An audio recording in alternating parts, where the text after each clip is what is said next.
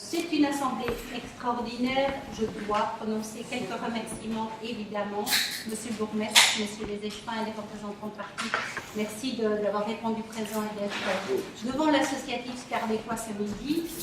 Merci à vous, les membres de l'Assemblée, pour toutes les marques d'intérêt et d'encouragement que vous nous adressez au fur et à mesure de l'année, qui nous motivent à poursuivre cette belle dynamique.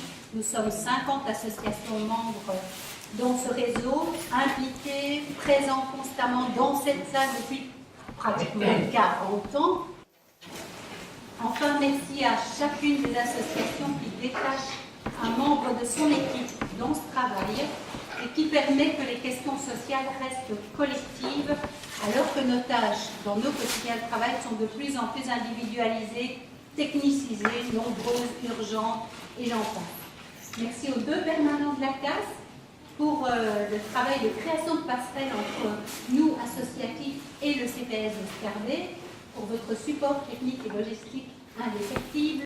Et donc, chacun des thèmes que nous avons choisi d'aborder cet après-midi sont des thèmes qui sont évidemment vécus comme fondamentaux par nos publics et par la population scarbécoise. C'est être accueilli, pouvoir se loger, se soigner, être en sécurité, se former, aller à l'école, travailler, recevoir un revenu d'intégration sociale, des droits fondamentaux, mais dont l'accès s'est fortement compliqué ces dernières années, chacun de ces droits étant conditionné à un parcours jalonné d'étapes de plus en plus longues, à un contrat où les termes sont le plus souvent inégalitaires, des droits dont le maintien dans la durée a été fortement réduit, des droits qui sont sans cesse conditionnés et dont on peut de plus en plus vite se trouver exclu également. Donc, pour chacun des thèmes, nous avons soit observé, illustré, interpellé le niveau communal, le niveau communautaire régional ou soutenu d'autres réseaux, d'autres plateformes. Nous allons les reprendre tous, à commencer par un thème qui nous tient très très fort à cœur et qui a pris pas mal de place dans ces dernières années au cœur de nos assemblées. Je vais nommer le thème des sans-abri, du sans-abrisme, des primo-arrivants, des migrations. Et pour aborder ce thème et vous poser des questions claires et précises, c'est de Amos.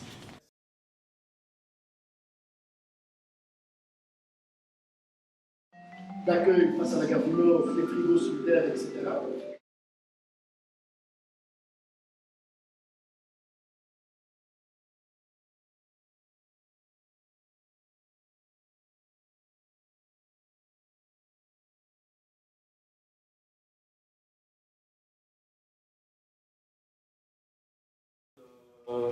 Le Housing First, c'est une association qui dit la priorité quand on est sans abri, c'est de lui retrouver un logement le plus rapidement possible.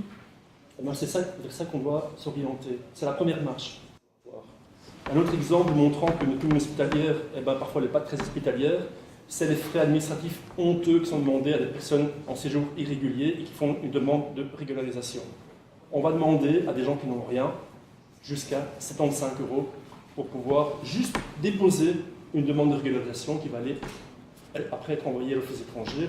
Et moi, dès le départ en 2014, quand on a voté ce machin-là, je dis on est fou là. Je pense qu'au niveau du sans-abrisme, il y a déjà des politiques qui sont menées, notamment via le CPS avec le chauffoir. C'est évidemment des politiques que, en tout cas, mon parti soutient au CPS. Mais on pourrait imaginer que lorsque des personnes sans titre de séjour bénéficient de l'aide médicale urgente, c'est-à-dire que normalement le CPS a vérifié leur état de besoin, on pourrait avoir comme politique, ça se fait déjà dans certaines circonstances, du CPS qui participe par exemple dans les frais de transport. Ça permettrait aux gens d'avoir des frais de transport et d'éviter peut-être lors de contrôles organisés au sein du réseau de la STIP d'être arrêtés.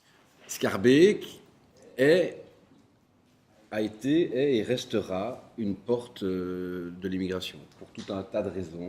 Et puis alors tout ce qu'on a fait, non pas simplement sur les migrants réfugiés ou candidats réfugiés, mais déjà cette majorité-ci, que ce soit au CPS ou que ce soit dans mes compétences particulières, avec l'ouverture du bureau d'accueil pour primo-arrivants, et une décision, je termine par là, du collège budgétaire d'il y a quelques semaines d'encore ouvrir les capacités d'accueil de classe pour le FLE Voilà, ce sont des moyens que nous devons continuellement renforcer et que nous allons renforcer dans le futur. La commune ne pourra pas toujours faire des tonnes de choses seule. Elle peut faire sa part, et j'entends qu'elle le fasse, mais il ne faut pas à chaque fois faire remplacer l'absence d'un autre niveau de pouvoir par la seule action communale, parce que nos moyens sont très limités. Je n'ai pas le temps de vous expliquer que Schaerbeek est une commune qui a relativement peu de moyens par rapport à d'autres, qui a énormément d'enjeux sociaux, ça vous le savez, plus que tout le monde, et donc on doit constamment assurer l'équilibre et ne pas remettre en péril la capacité de la commune à assumer l'ensemble des services qu'elle fait.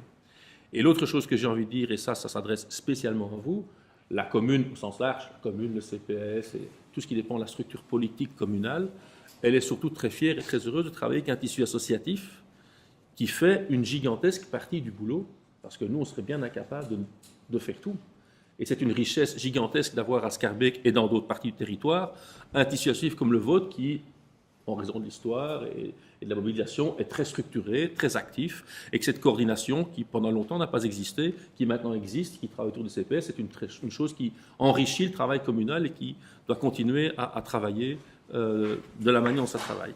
Je suis personnellement favorable à ce que Schaerbeek se mette dans la dynamique de la création de commissions paritaires du logement, c'est-à-dire qu'on puisse à un moment donné appeler un propriétaire, le faire d'ailleurs avec les représentants des propriétaires, appeler un locataire, le faire avec les représentants des locataires, de sorte que la commune puisse à un moment donné essayer de voir s'il n'y a pas moyen de trouver des solutions par rapport aux problèmes rencontrés dans la coexistence entre propriétaires et locataires. Envoyer tout chez le juge de paix, c'est manifestement pas une solution.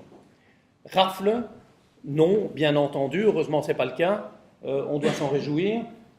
La commune ne peut pas tout, loin de là. Et c'est clair que sans maillage social, sans coordination sociale, effectivement, les acteurs publics ne peuvent pas faire grand-chose. Schaerbeek, comme les autres communes, ont vraiment besoin du tissu associatif, quel qu'il soit. J'ai effectivement voté avec la majorité contre la notion de visite domiciliaire.